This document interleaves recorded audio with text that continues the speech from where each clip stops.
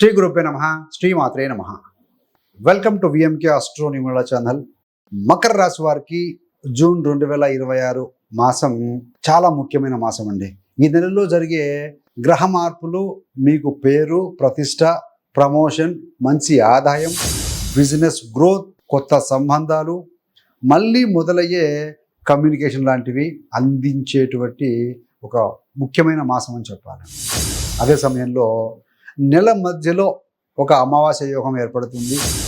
నెల చివరిలో పౌర్ణమి ప్లస్ వక్రీ బుధుడు. దీనివల్ల మెంటల్ హెల్త్, మాటలు, జాగ్రత్త లేని నిర్ణయాల విషయంలో పెద్ద హెచ్చరిక కూడా ఉండబోతుందండి. సో ముఖ్యమైన గ్రహ సంచారాలు కనుక చూస్తే జూన్ 2న గురుడు 7వ ఇంట్లోకి 7వ స్థానం అంటే కర్కాటకంలోకి వస్తారు. మకర నుంచి 7వ స్థానం కర్కాటకం అవుతుంది. మీ యొక్క రాశిని మరియు లగ్నాన్ని, మకర లగ్నం కావచ్చు, మకర రాశి కావచ్చు, మీ యొక్క రాశి లగ్నాన్ని ఆశీర్వదిస్తూ ఉంటారు గురుడు. పేరు, ఫేము, పాపులారిటీ, మానసికమైనటువంటి సమతుల్యత పెంచుతాడని యొక్క గురువు గారు.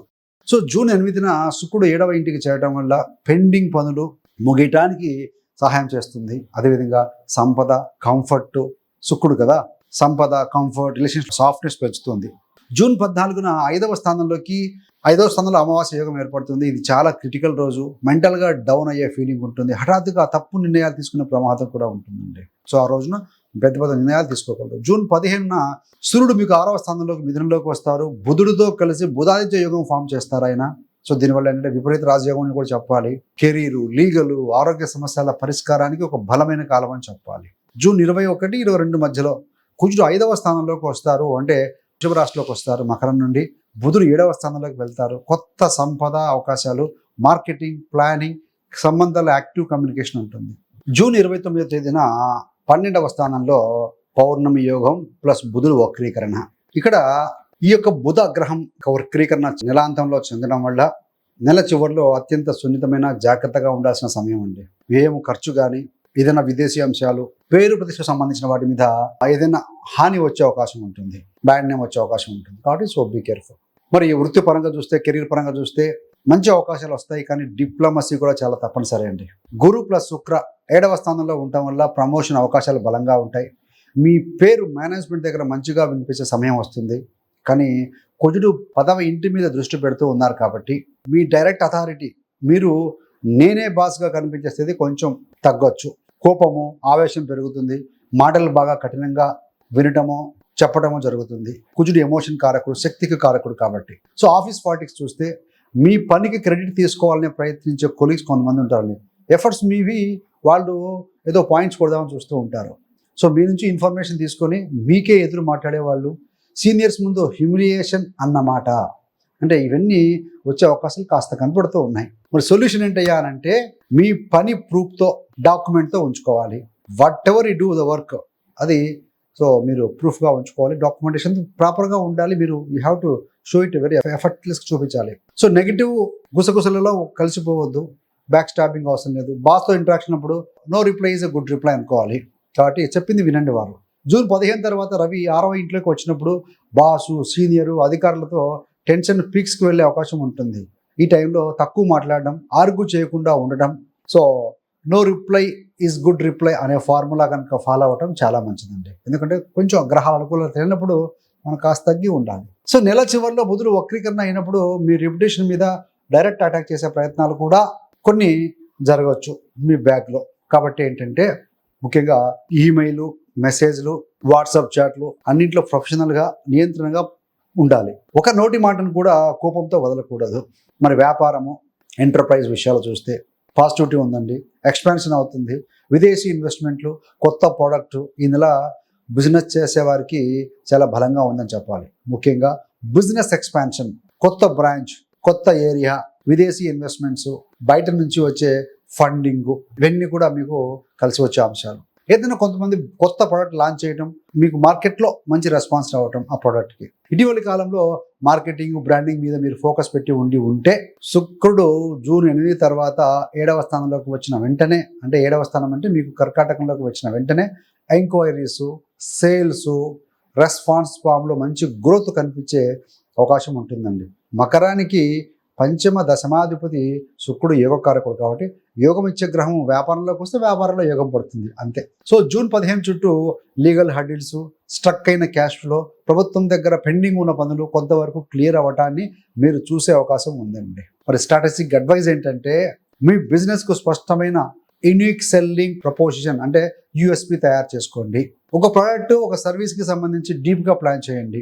నెల చివరిలో క్లయింట్స్కి ఇవ్వాల్సిన రెస్పాన్స్ కరెక్ట్గా పంపడము, ఇన్ టైంలో ప్రోడక్ట్ డెలివరీ చేయడం అనేది చాలా ముఖ్యం. సో బుధుడు వక్రీ అవుతాడు కదా, మాసాంతం 29వ తారీఖు దగ్గరలో కొత్త బిజినెస్ రిస్క్లు, పెద్ద మార్పులు, కొత్త వెంచర్ స్టార్ట్ చేయకపోవడం, వీటిని పూర్తిగా అవాయిడ్ చేయడం మంచిది మాసాంతంలో ఒక 2-3 రోజుల ముందుగా.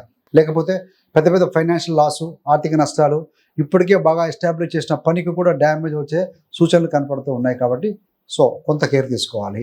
ఎందుకంటే భాగ్యాధిపతి అష్టమంలో అక్కడ వక్రీకరించి 7లో ఉంటాడు కాబట్టి, 6వ అధిపతి 7లో ఉంటాడు. 6 అంటే నెగెటివ్ టు బిజినెస్ కాబట్టి.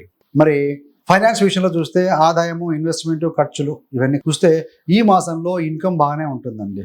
బలమైన గురుడు శుక్ర ప్రభావం వల్ల వ్యాపారము, జాబ్ రెండు కూడా వాటి ద్వారా రెగ్యులర్ ఫ్లో అనేది ఇవ్వగలుగుతాయని చెప్పాలి. మరి ఇన్వెస్ట్మెంట్ల విషయంలో మొదటి 20 రోజులు కూడా ఇన్వెస్ట్మెంట్కు మంచి సమయం అని చెప్పాలి. ఇది ఈ యొక్క మకర రాశి వారికి జూన్ మొదటి 20 రోజులు కూడా.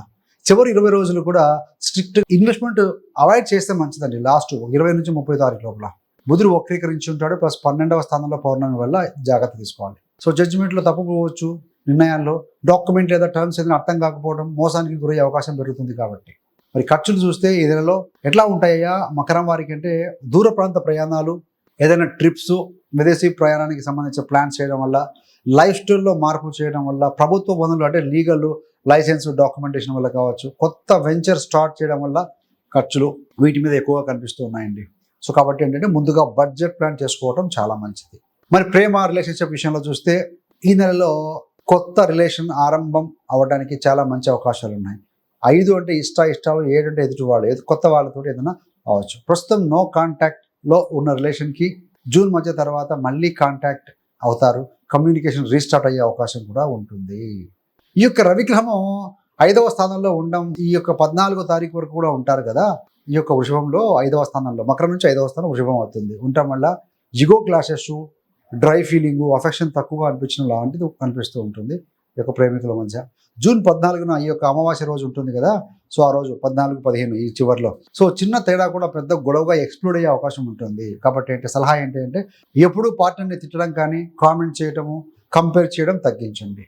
వివాహ జీవితంలో చూస్తే గురుగ్రహము మకరం వారికి 7వ స్థానంలోకి ఉండటం వల్ల 2వ తారీఖు నుంచి వస్తారు జూన్ నుండి. మెచ్యూరిటీ, బాధ్యత, అదేవిధంగా సంబంధాన్ని కాపాడుకునే ఇవంతా ఒక మంచి బుద్ధి వస్తుందండి. కానీ రొమాన్స్, ఇంటిమసీ, కనెక్ట్ ఇవన్నీ కూడా మీరు కుదించమంటే కుదిరపడదు, మీరే ప్రయత్నించాలి. You have to put efforts, show love and affection. నెల చివరి భాగంలో వక్రీకరించిన బుధుడి వల్ల మిస్కమ్యూనికేషను, ఏదైనా మెసేజ్ కానీ మాట కానీ తప్పుగా అర్థం చేసుకోవడం, తప్పుడు సమాచారం చాలా ఎక్కువగా ఉండే అవకాశం ఉంటుంది. సో ఏదైనా ఆల్మోస్ట్ ముగింపు దశలో ఉన్న రిలేషన్ అయితే ఈ కాలంలో సెపరేషన్ లేదా డివోర్స్ దిశగా కూడా వెళ్ళే ప్రమాదం ఉంటుంది. ఆల్రెడీ భార్య గొడవలు ఎక్కువగా ఉండే వాళ్ళకి ఈ టైంలో ఇంకా ఎక్కువగా ఉండే అవకాశం ఉంటుంది. పాజిటివ్ పాయింట్ ఏంటంటే పిల్లలు కావాలని ప్లాన్ చేసుకునే దంపతులు ఎవరైతే ఉంటారో ఈ నెలలో చైల్డ్ బర్త్కి సంబంధించిన యోగాలు కూడా గోచారంలో బలంగా ఉన్నాయండి. మనం చెప్పుకునేవన్నీ కూడా గోచార ఫలితాలు. మీ యొక్క వ్యక్తిగత జాతకం బట్టి ఫలితాలు కాస్త వేరే ఉండొచ్చండి. ఎందుకంటే మీ లగ్నం తెలియదు, మీ లగ్నంలో ఉన్న గ్రహ బలాలు తెలియదు, జరుగుతున్న దశాంతాలు తెలియదు కాబట్టి ఇవి గోచారం. సో దీన్ని బట్టి బాగుంది. స్టూడెంట్స్ విషయంలో చూస్తే మొదటి 10 రోజులు కూడా మంచి కాన్సన్ట్రేషన్, మంచి రిజల్ట్స్ వస్తాయండి. కానీ త్వరపడే హ్యాబిట్స్ ఉంటే చూసారా, తొందరగా ఉంటారు. ఆన్సర్స్ రష్గా రాయటం నుంచి జాగ్రత్తగా ఉండాలి. సో మధ్యలో 10 నుంచి 20 రోజుల పాటుగా టైం మేనేజ్మెంట్లో అనేక సమస్యలు వస్తాయి. So time is money, time is everything అండి. పాత పెండింగ్ పనులు క్లియర్ చేయడానికి కూడా కొంచెం మంచి సమయం second half. So stress management మీద దృష్టి పెట్టాలి. అందుకనే టు డూ లిస్ట్ రాసుకోండి. ఎప్పుడు ఏం చేయాలో రాసుకుంటే బాగుంటుంది. ఒక్కొక్కటి క్లియర్ చేస్తే టిక్ వేసుకుంటూ ఉండండి. చివరి 10 రోజులు మిస్టేక్స్కి ఎక్కువ ఛాన్స్ ఉంది. మానసికంగా డౌన్ ఉన్నప్పుడు చదువు మీద ఫోకస్కి ఇబ్బంది అవుతూ ఉంటుంది. కాబట్టి పర్సనల్ లైఫ్, ఎమోషన్స్ని చదువు నుంచి ఖచ్చితంగా సపరేట్ చేయాలండి. చదువుతున్న సేపు పోమోడోరో టెక్నిక్ వాడండి. ఆ టైంలో నో మొబైల్, నో డిస్ట్రాక్షన్. ఒక 1 అవర్ చదివితే 10 నిమిషాలు గ్యాప్ తీసుకొని రిలాక్స్ అయ్యి మళ్ళీ చదువుకోండి. అలా చేస్తూ ఉంటే బాగుంటుంది. ఎగ్జామ్స్ సంబంధించి జూన్ 14 చుట్టూ ఎగ్జామ్స్ ఉంటే ఎక్స్ట్రా జాగ్రత్త తీసుకోవాలి. 15 లేదా 21 తర్వాత చిన్న ఎగ్జామ్స్. సో జనరల్లీ బెటర్ కానీ యాంగర్ కానీ ఉంటుంది. ఎగ్జామ్స్ని కంట్రోల్ చేసుకోవాల్సిందే. మరి ఆరోగ్య విషయంలో చూస్తే మనం ముఖ్యంగా 3 భాగాలుగా విభజించుకుంటే హెల్త్ విషయంలో మొదటి 10 రోజులు కూడా నాడీ సంబంధమైన సమస్యలు కానీ, ఇన్ఫెక్షన్స్ కానీ, జ్వరము, కడుపు సమస్యలు, ఈ యొక్క కాలు కింది భాగంలో లెగ్స్, హిప్స్ వీటికి సంబంధించిన నొప్పులు కొంచెం రావచ్చు. మధ్య 10 రోజులు చూస్తే కాఫ్, దగ్గు, శ్వాస సమస్యలు, మానసిక ఒత్తిడి, నిస్పృహ, acidity, gas, lifestyle disorders, అంటే ముఖ్యంగా స్లీప్, నిద్ర, ఫుడ్, వర్క్ ఇంబ్యాలెన్స్ వల్ల వచ్చేవి లైఫ్ స్టైల్ డిజార్డర్స్ అంటే. సో కాబట్టి ఇలా ఉంటాయి. చివరి 10 రోజులు, 20 నుంచి 30 రోజుల పాటుగా ఏదైనా స్కిన్ ఎలర్జీ ఉన్నవాళ్ళు, బీపీ మళ్ళీ మళ్ళీ రావడం, హై ఫ్లక్చుయేట్ అవ్వడం, పాదాల సమస్యలు, సో హార్ట్, తల ఇలాంటి సంబంధించిన సమస్యలు ఇప్పటికే ఉంటే వాళ్ళు కొంత జాగ్రత్త తీసుకోండి. అందరికీ బీపీ వస్తుంది, అందరికీ జబ్బులు వస్తాయని కాదు, ఉన్నవారు జాగ్రత్త తీసుకోండి. ముఖ్యంగా ఏంటంటే ఆ లివర్ సమస్యలు ఉన్నవాళ్ళు, కంటి సంబంధం, పళ్ళ సంబంధం ఉన్న వాళ్ళు గతంలో ఇబ్బందులు ఉంటే కొంచెం ఎక్స్ట్రా కేర్ తీసుకోవాలి. ఏ మాత్రం అనీజీగా ఉంటే డాక్టర్ని సంప్రదించాలి. మరి రెమెడీస్ ఏంటయ్యా అంటే మకరానికి అధిపతి శని హనుమాన్ మిత్రులు, అదేవిధంగా ఆంజనేయ స్వామి ఆరాధన కూడా మంచి ఫలితం ఇస్తుందండి. సో కుంకుమ పువ్వుతో చేసిన కేసరి పాయసం అంటే కీర్ అంటాం కదా, నైవేద్యంగా పెట్టడం. అదేవిధంగా స్వామివారి ముందు కూర్చొని ఓం పవనపుత్రాయ నమః అని జపించండి. సో దీనివల్ల బాగుంటుంది. అదేవిధంగా శని ఆలయంలో నవగ్రహాల దగ్గర కానీ నువ్వుల నూనెతో దీపం వెలిగించటం, అక్కడే కూర్చొని కాసేపు శని చాలీసాను అట్లీస్ట్ ఒక 2 సార్లు పఠిస్తూ ఉండండి. రోజు కుదరకపోయినా శనివారం రోజున వెళ్ళండి, బాగుంటుంది. శివుడికి సో గంగా జలంతో అభిషేకం చేయటం. సో ఈ 3 చేయడం వల్ల ఏంటంటే మానసికంగా వీక్నెస్ ఉన్నా, లేకుంటే కనుక నెగిటివ్ ఎనర్జీతో మనం ఉన్నా కూడాను తప్పనిసరిగా అవి డిశ్చార్జ్ అయిపోయి ఒక పాజిటివ్ వైబ్రేషన్స్ మనలో వస్తాయి. దానివల్ల ఏంటంటే మంచి ఆలోచన, మంచి క్రియేటివిటీని చేసుకుంటూ ముందుకు వెళ్తామండి. సో నెగిటివ్ ఇంపాక్ట్ తగ్గించడం కోసమే అంతే. సో డిలే ఆఫ్ థింగ్స్ జరగకుండా రైట్ టైంలో రైట్ డెసిషన్ తీసుకోవడం ఇవి ఉపయోగపడతాయండి. Friends, thank you for watching. ఇంతే కాకుండా మీకు కానీ మీ యొక్క బంధుమిత్రులకు ఎవరికైనా జ్యోతిష్యం నేర్చుకోవాలని ఆసక్తి ఉన్న వారి కోసం 30 days astrology beginners course release చేశాం కదా, చాలా మంది జాయిన్ అయ్యి నేర్చుకుని సక్సెస్ఫుల్గా ముందుకు వెళ్తున్నారు. It's a pre recorded classes అండి, గమనించండి. కన్వీనియంట్ టైంలో కూర్చొని నేర్చుకునే విధంగా ఈ కోర్స్ డిజైన్ చేయబడింది. సో ఇంట్రెస్ట్ ఉన్న వారికి ఆ కోర్స్ లింక్ డిస్క్రిప్షన్ ఇవ్వడం జరుగుతుంది, గమనించండి. ఆల్రెడీ ఈ కోర్స్ 50% డిస్కౌంట్ నడుస్తూ ఉంది. అతి త్వరలో డిస్కౌంట్ ముగిసే అవకాశం ఉంటుంది కాబట్టి సో ఇంట్రెస్ట్ ఉన్న వాళ్ళు జాయిన్ కావచ్చు అండి. సర్వేజన సుఖినో భవంతు. స్వస్తి.